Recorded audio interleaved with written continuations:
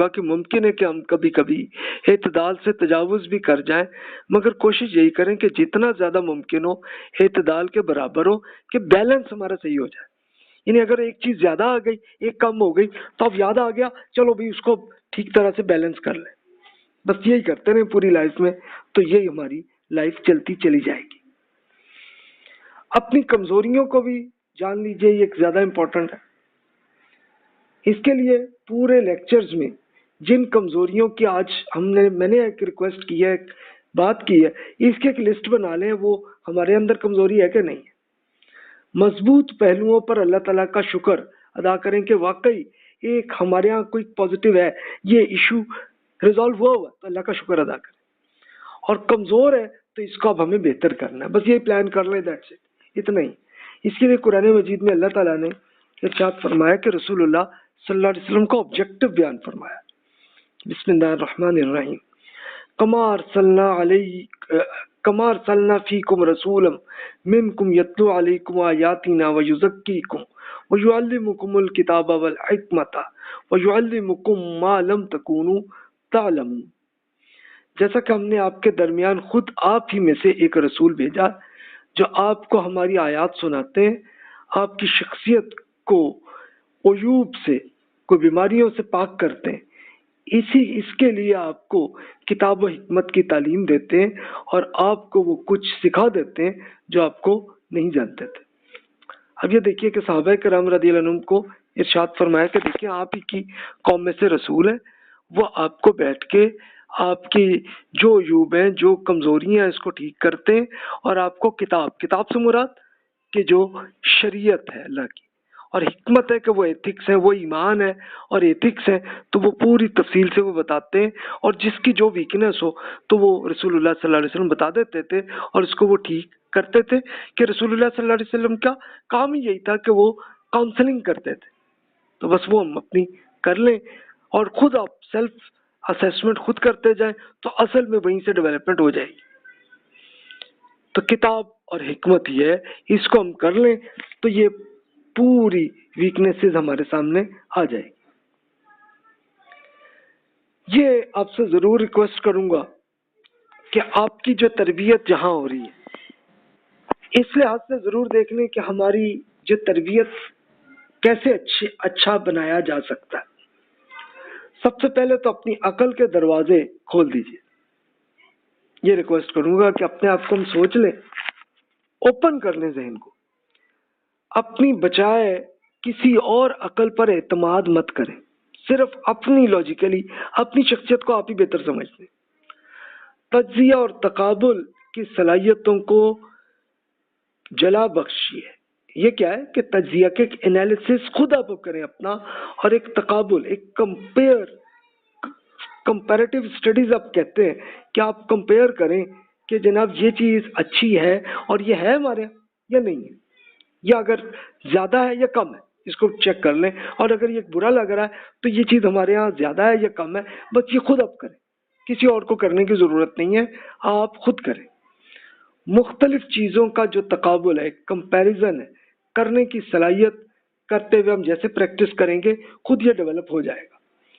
کسی شخصیت یا نظام سے مروب مت ہو، اور بلکہ اسی کڑی تنقید کے مرحلے سے گزریے۔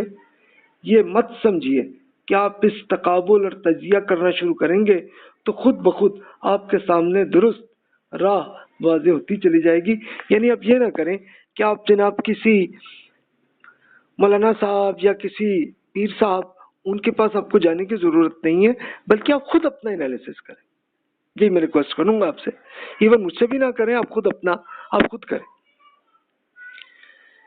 نظام تربیت کا نصاب کو آپ دیکھ لیں کہ جہاں پہ بھی آپ پڑھ رہے ہیں، جس اسکول، جس مدرسے، جس یونیورسٹی، جس اسکول جہاں بھی آپ پڑھ رہے ہیں، وہاں کا آپ دیکھ لیں، اور اس نصاب کی بنیاد اگر قرآن و سنت ہے یا کچھ اور ہے۔ اگر تو نصاب کی بنیاد خالصتاً قرآن و سنت ہے تو پھر یہ نصاب اسلام کے قریب ترین ہوگا۔ یعنی قرآن کیا ہے کہ قرآن مجید ایک بک ہے اللہ کی، اگر وہی فوکس ہے اس کی ایجوکیشن میں تو اٹ مینس کہ آپ کے لیے بہت فائدہ ہوگا۔ اور سنت کیا ہے کہ رسول اللہ صلی اللہ علیہ وسلم نے جو پریکٹیکلی کر کے دکھا دیا۔ تو اگر اسی پہ ہی زیادہ فوکس ہے تو پھر ایک دینی اعتبار سے اچھا پہلو آپ کو مل جائے گا، اور اگر اس کے ساتھ میچ نہیں ہو رہا تو پھر ایجوکیشنل سسٹم سے ہم الگ ہو جائیں، کسی اور بہتر ایجوکیشنل سسٹم کی ہم وہ کوشش کریں کہ ادھر ہم اسٹڈی کریں۔ نظام تربیت میں ان صفات کا جائزہ لیجئے اور اس نظام میں مطلوب قرار دی گئی ہو کہ ان کا آبجیکٹو کیا ہے، بھی کس طرح سے آپ کی ٹریننگ وہ کرنا چاہ رہے ہیں، اس کا فائدہ کیا ہے۔ اگر ان صفات کو آپ کی عقل مثبت قرار دے کہ یہ وسعت نظری، صبر، شکر، توکل، محبت، ذمہ داری اور اس طرح کی اور بہترین چیزیں، یہ سب ایتھکس ہیں کہ جو قرآن اور سنت کا حصہ ہیں، تو یہی اس کے ساتھ میچ کر رہی ہے تو دیٹس گڈ، آپ کریں اس میں۔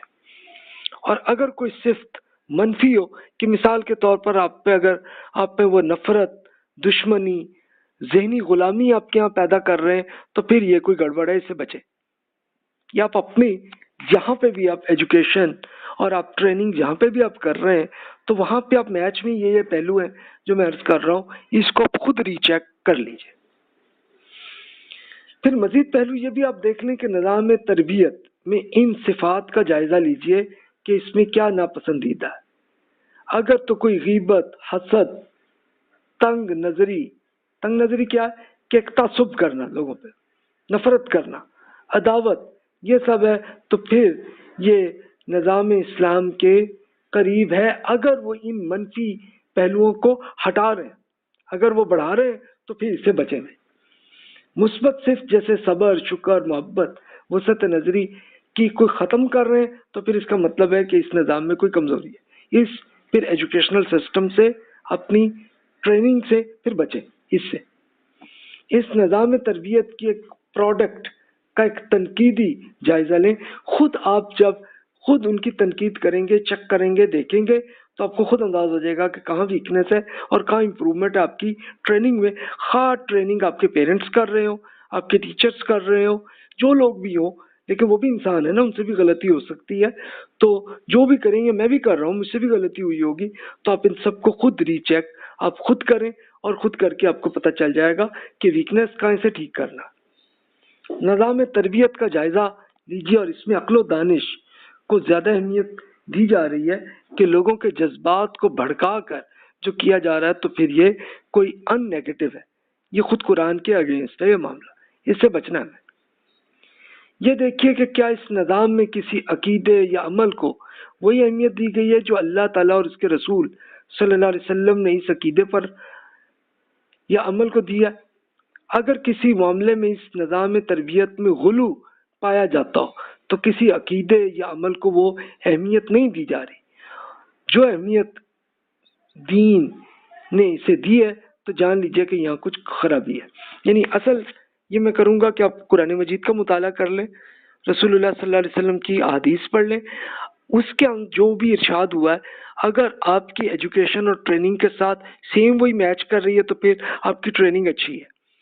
اور اگر کسی ایسی چیز پہ وہ زیادہ فوکس کر رہے ہیں، غلو کا مطلب اتنا زیادہ کنسنٹریٹ کر کے فوکس کر رہے ہیں اور اس کا قرآن اور احادیث میں کوئی ذکر ہی نہیں ہے، تو پھر اس سے بچیں بھائی، یہ آپ کو کہیں نیگیٹو طرف لے جایا جا رہا، اس سے بچیں۔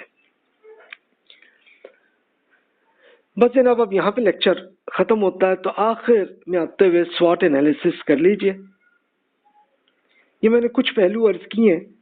سوٹ انالیسس میں نے عرض کیا تھا نا کہ strengths, weaknesses, opportunities and threats, یہ کچھ پہلو ہیں کہ جو آپ کے سامنے عرض کیے ہیں: ذہانت، ذہنی پختگی، علمی سطح، طرز فکر اور مکتب فکر، احساس ذمہ داری، ابلاغ کی صلاحیت کہ کمیونیکیشن سکلز ہماری کیسی ہے۔ اب اگر مضبوط ہیں، اسٹرینتھس ہیں، تو وہاں پہ آپ لکھ لیجئے۔ یہ دیکھیں پورا میپ آپ کے پاس ہے۔ کمزور ہے تو وہاں نوٹ کر لیں، میں نے مثال کے طور پر کچھ رکھ دی ہیں۔ اچھا، اپارچونٹی کیا ہے کہ کیا چیزیں ہم امپروو کر سکتے ہیں، اور تھریٹس کیا ہیں کہ ہمیں فیوچر میں کیا نیگیٹو چیزیں آ سکتی ہیں، اس سے ہمیں بچ لیں۔ تو بس ایک یہ لسٹ آپ ایسے، یہ صرف آپ کے لیے اس لیے کر لیا کہ آپ خود میچ کرتے کرتے آپ خود کر لیں۔ یہ میں نے آپ کے سامنے नज़र आ रहा है इसमें, इसको करते हुए कर लीजिए, तो आपको खुद एक एनालिसिस हो जाएगा कि हाँ जी ये पहलू अच्छा है मेरे यहाँ और ये यहाँ पे कोई इशू है। हर पहलुओं की एक लिस्ट मैंने बना दी है, कोई मैंने कमी कर लिया आप ऐड कर लें इसमें प्लीज। आप एक्सेल में आप इसी तरह का एक अपना खुद बना लें, मैंने उर्दू में बना दिया, आप इंग्लिश में कर लें या आपकी जो भी जुबान है उसमें आप कर लें, वो कर लीजिए तो आपको खुद अपनी आ जाएगी। और ये याद होगा कि पिछले लेक्चर में जो पॉजिटिव और नेगेटिव पहलू हमारे यहाँ होने चाहिए और जो नहीं होने चाहिए, कि जो जन्नत के रास्ते की हैं और जो जहन्नम के रास्ते की हैं, उसके लिए ये लिस्ट एक बार बस देख लीजिए, मैं कुछ नहीं बोलता, आप खुद देख लीजिए और खुद आप इसी बेसिस पे अपने स्वॉट एनालिसिस में ये कर लीजिए। तो कर लें तो बस ये हो जाएगा आपका काम और रिजल्ट भी आपको खुद मिल जाएगा उसी वक्त। अगर किसी चीज़ क्लियर नहीं है, किसी खिदमत की ज़रूरत है, तो आप मुझे ईमेल कर लें, मैं आपकी खिदमत कर दूंगा, आपको एक्सप्लेन कर लूंगा, लेकिन करना आपने अपना खुद है, वो आप किसी और के साथ मैच ना कीजिएगा।